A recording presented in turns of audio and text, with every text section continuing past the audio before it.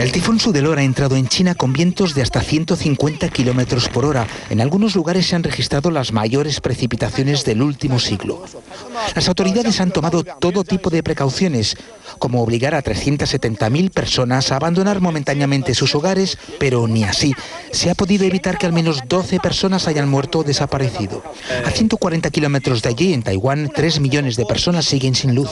El saldo de víctimas es ligeramente inferior. Se habla de al menos 6 muertos, pero los equipos de socorro buscan más víctimas entre el lodo y dentro de los coches golpeados por el tifón.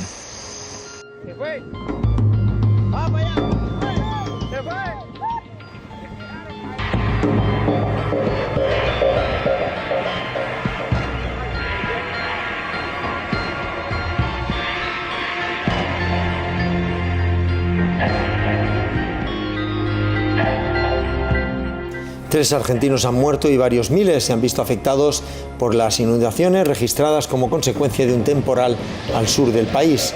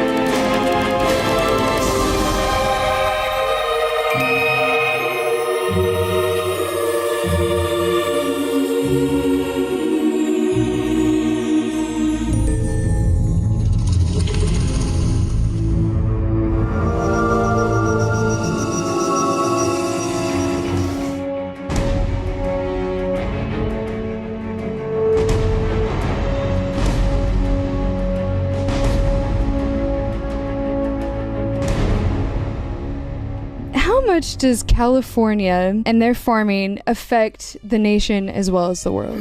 When I was in college, I was really proud to be part of an industry that fed the world. There's nothing more essential. There's no more essential industry than food. You can live without everything else. You can live without oil. You can live without Hollywood.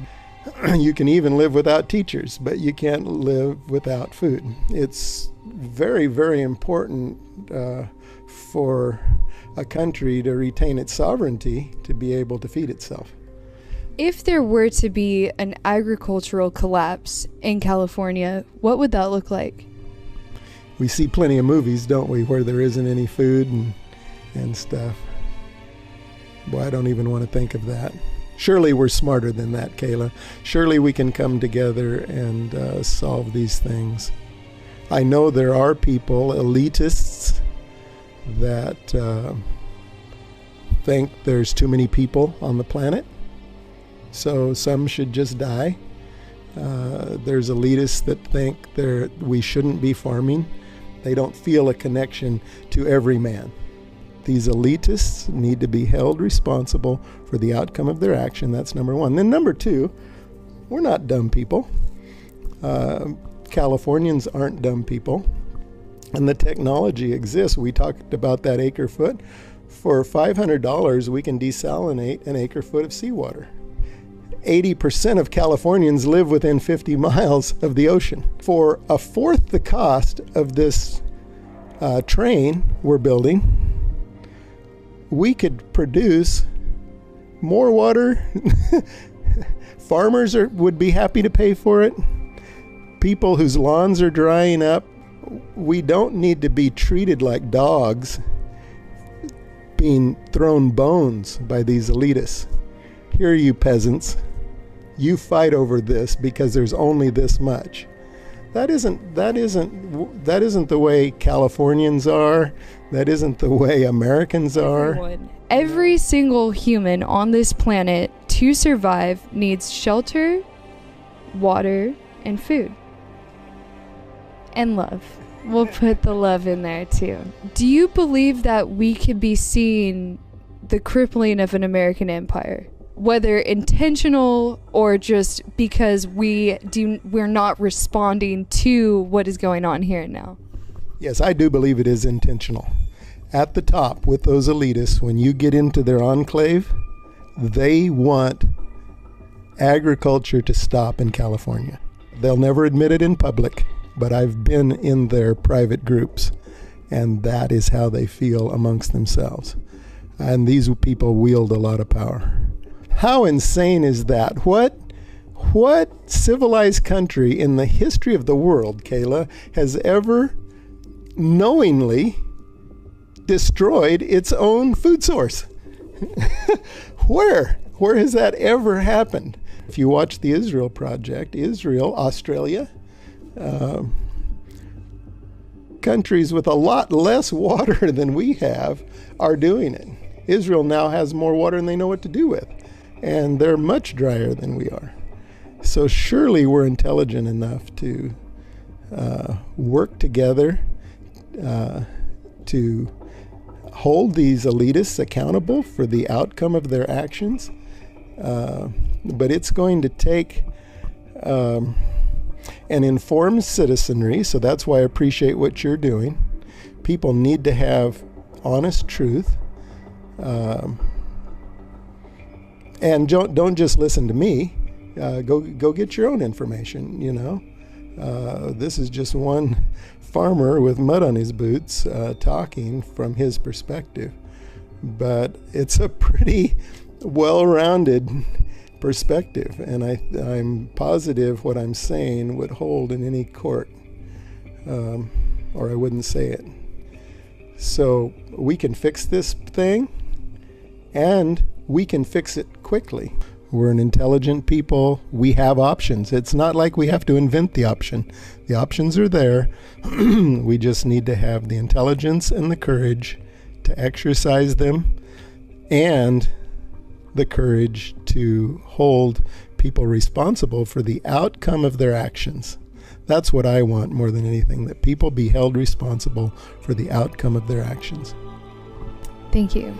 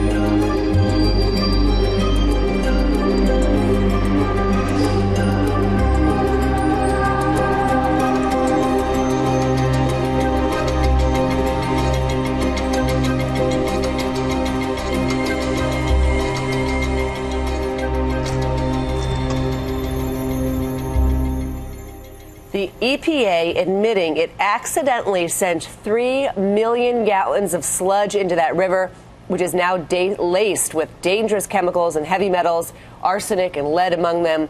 This is a major, major problem. And the reason why is because of these heavy metals that were in the sludge, things like cadmium and arsenic and lead and mercury. We're talking mercury at 10 times the acceptable levels. Arsenic 800 times. Lead, there was a reading that was 11,000 times what's considered an acceptable level by the EPA. Now, these toxic metals, they can cause cancer, they can cause kidney problems, they can cause developmental problems in children.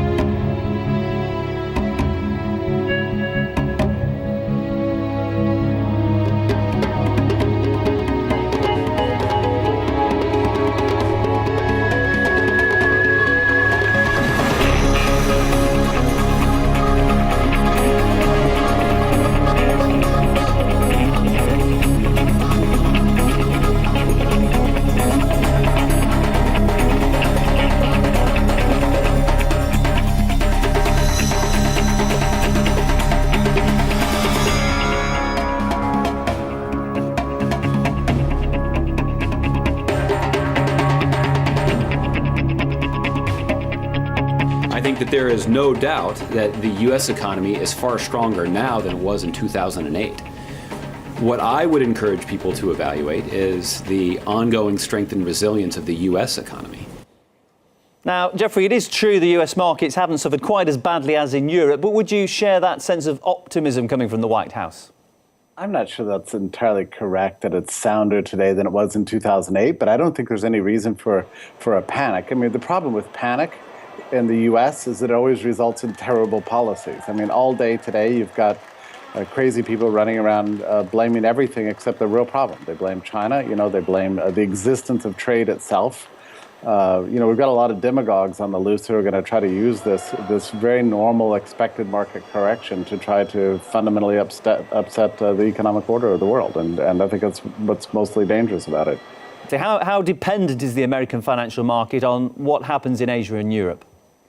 Well, I think it's fairly dependent, and there's a reverse effect here, too. I mean, the dollar is the world reserve currency. After 2008, the Fed couldn't stop creating new money, trillions of new money, and that money is now all over the world. It's propped up the U.S. banking system.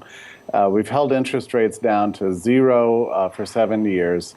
There are consequences to these kinds of policies. You can't manufacture recovery, much less prosperity, out of a printing press. When you try to do that, it's going to have terrible effects. So I would say that the problem with the Federal Reserve is now a global problem, and I would like to see monetary policy become rational and under control, and at least tolerant of some downturns, so that way we can experience a correction and get back on a solid growth path. That's something that never really happened.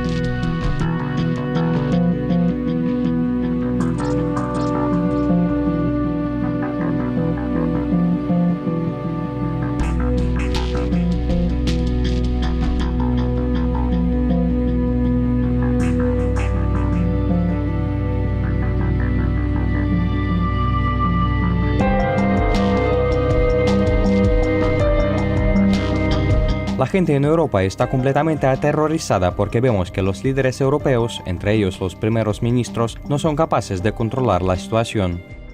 La mayoría de la gente quiere decir bien claro, por favor no vengan. ¿Por qué tienen que llegar a Europa desde Turquía? Turquía es un país seguro. Quédense ahí, es arriesgado venir, no les podemos garantizar que serán aceptados aquí.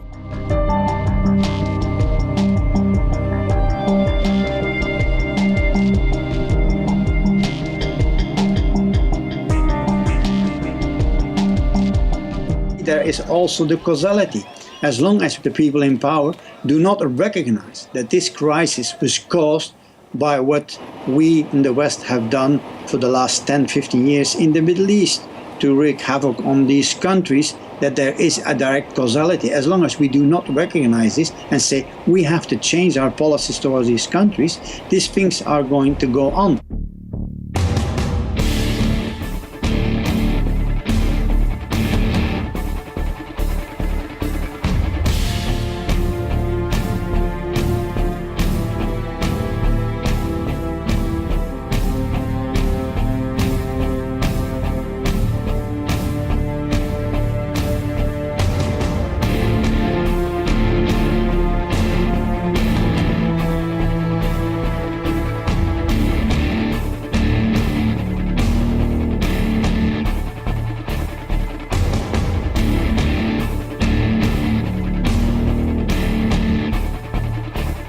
Wir müssen etwas dafür tun, damit die Menschen dort bleiben können, wo sie geboren sind, in ihrer Heimat.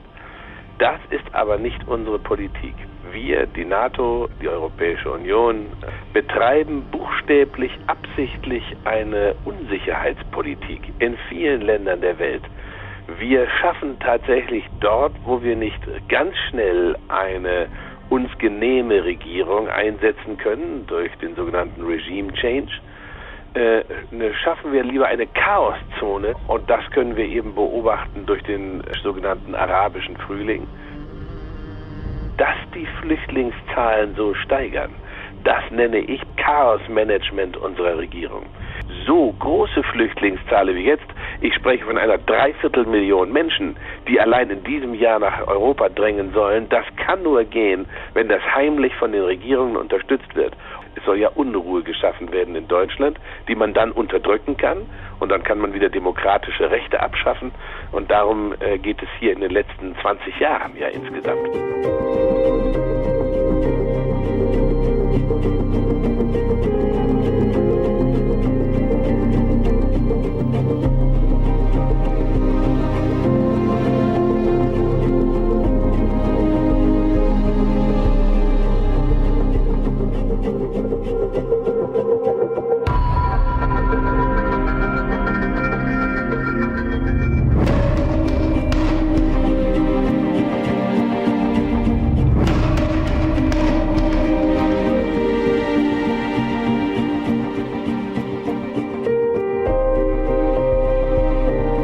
I've been waiting for this migrant crisis to happen because it is all part of the agenda. What this hidden hand wants is chaos, because chaos and upheaval is the easiest state in the world to manipulate. This wave of migrants from the Middle East and Africa who are heading into Europe is designed to create chaos, because what they want is a tidal wave of people heading into Europe, creating economic chaos and, of course, creating conflict between migrants and the home population.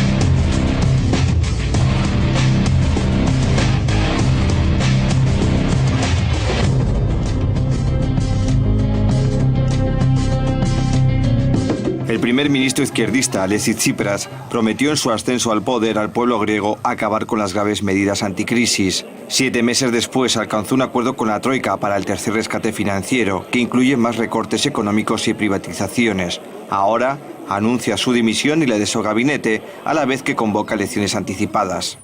Yo creo que básicamente lo que se ha encontrado Tsipras es una gran presión que se ha convertido en un auténtico chantaje. Hay que tener en cuenta esa presión que conllevaba, por ejemplo, el tema del juego que realizó el Banco Central Europeo con la liquidez de emergencia, ¿no?, que ponía a los bancos griegos en una situación absolutamente ante el abismo.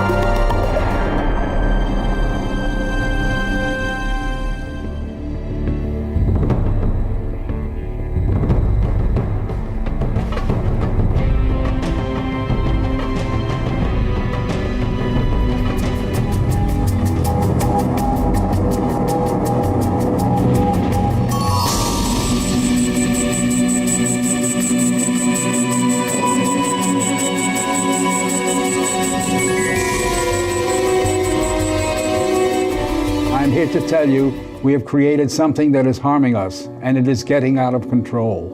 Cell phones, tablets, Wi-Fi, etc. Putting it bluntly, they are damaging the living cells in our bodies and killing many of us prematurely. An example that a lot of us have in our pockets right now is the cell phone. One study shows that as cell phone usage has spread widely, the incidence of fatal brain cancer in younger people has more than tripled. We are putting cellular antennas on residential buildings and on top of hospitals where people are trying to get well.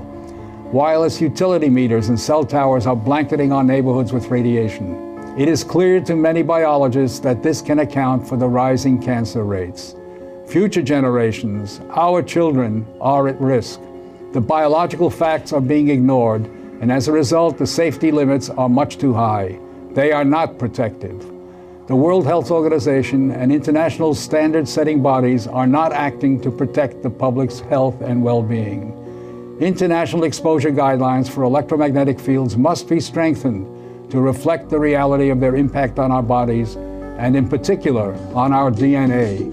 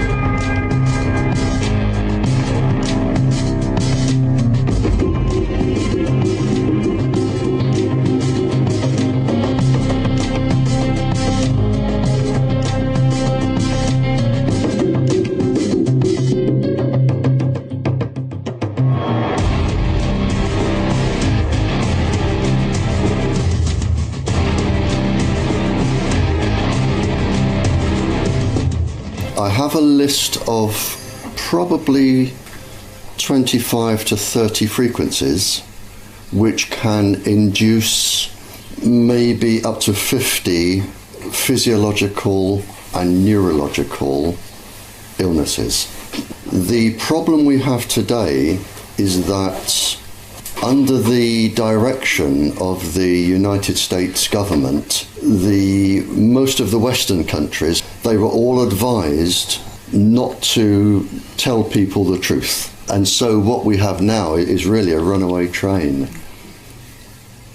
This is from the Naval Surface Weapons Center, the United States. We can change behavior of cells, tissues, whole organisms, in other words, any part of the body. We can have a 6 times higher fetal mortality rate, cause birth defects, and induce malignant tumours in human cells. Today, even now, Tetra is an experiment. It was between the American and the English governments that forced Tetra out. The aim is to sell Tetra to as many European countries as possible. But that is an experiment. Every police officer, every fire brigade, every ambulance worker, they are all part of the experiment, but they were never told it has a pulse frequency which is known to cause calcium efflux. In other words, the pulse frequency will affect the way your brain works, and it will affect every organ in the body and can cause tumours. The police will become more bad-tempered, more aggressive, and more violent. There will be more cancers involving the police, and the sickness rate will increase. It's phenomenal what this industry now has the power to do. You can listen to every single person's conversation all of the time. Even if your phone is off, they know exactly where you are, exactly what you say, whom you're meeting with, everything. You have biological and microwave warfare. They can make you ill, they can target you. Not only can they make sounds in your ears, they can actually put spoken word into your ears and you can hear proper voices. And now the voice, depending on what they know about you, I mean, and if they've listened to your telephone calls for years, they will know who you trust and what you believe in. And then what they can do is they can then have the voice start telling you what to do. Even commit a crime, kill somebody. Think of a trampoline. If you jump on a trampoline and you bounce up and down and you get a nice steady bounce, that will be your natural resonant frequency for a bounce. If a 56-stone man jumps on and starts bouncing, you have no choice but to bounce at his pace because he will take over. Now that's what happens in the body. Your organs have their own resonant frequencies which can be taken over. All of your body pulses and fluctuates at its own speed. What you have with these vibrations is when they come in, it's like the 56-stone man jumping on your trampoline. Your body has to follow. You have no choice. There's nothing you can do to stop it. You've got HAARP, H-A-A-R-P. I believe there is a similar device in the Soviet Union. We've got one on Cyprus. There's probably one in China.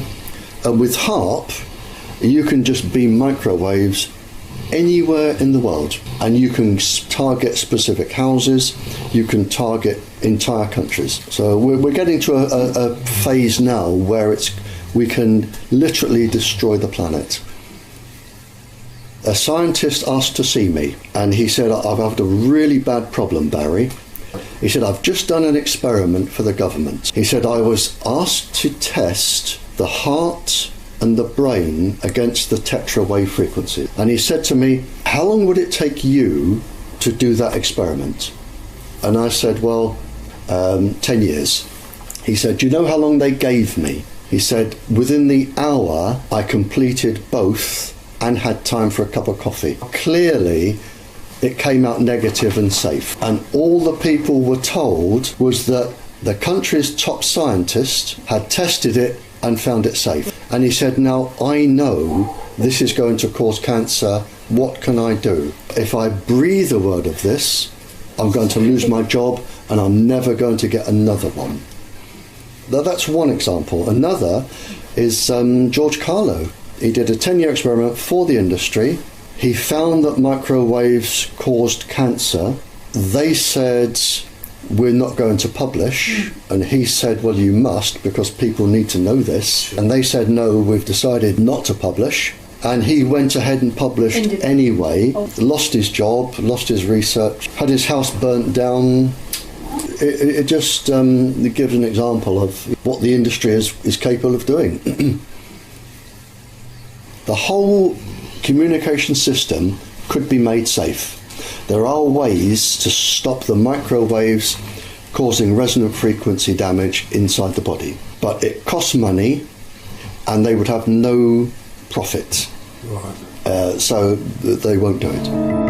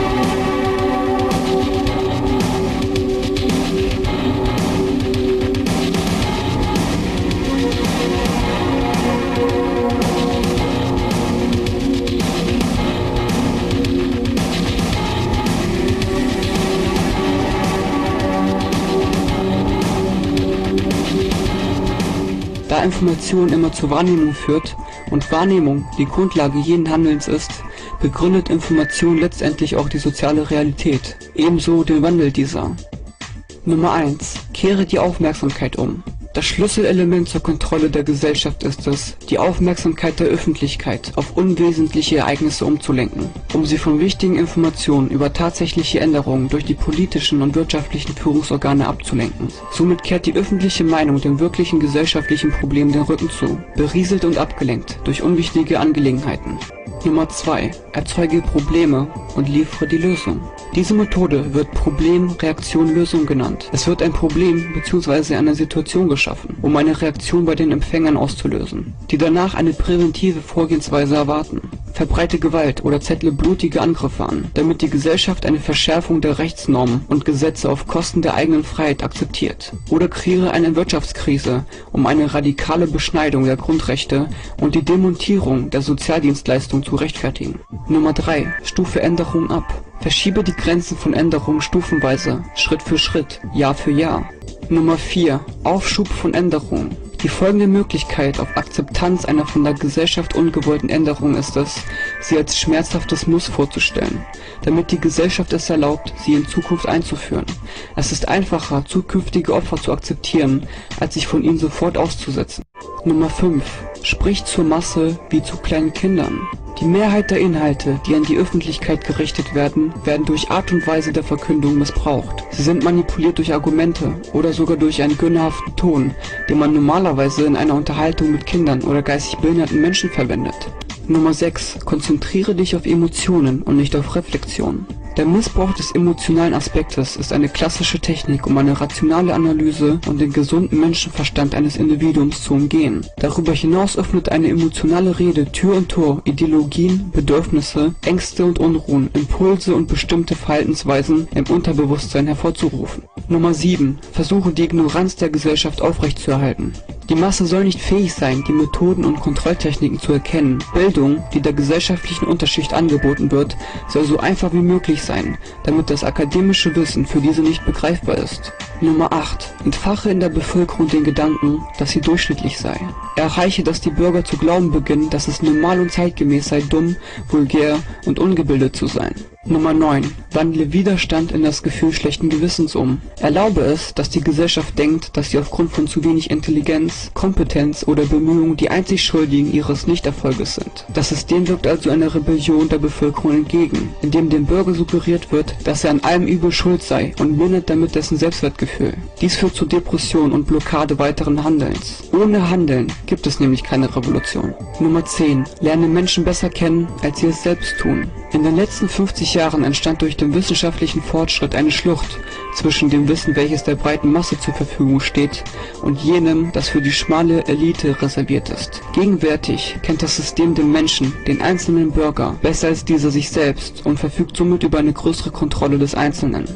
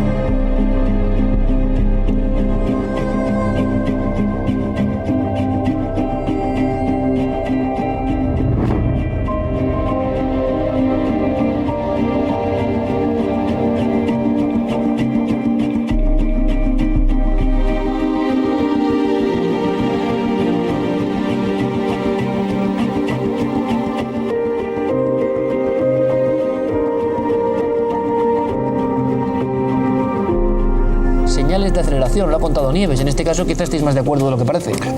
Completamente de acuerdo.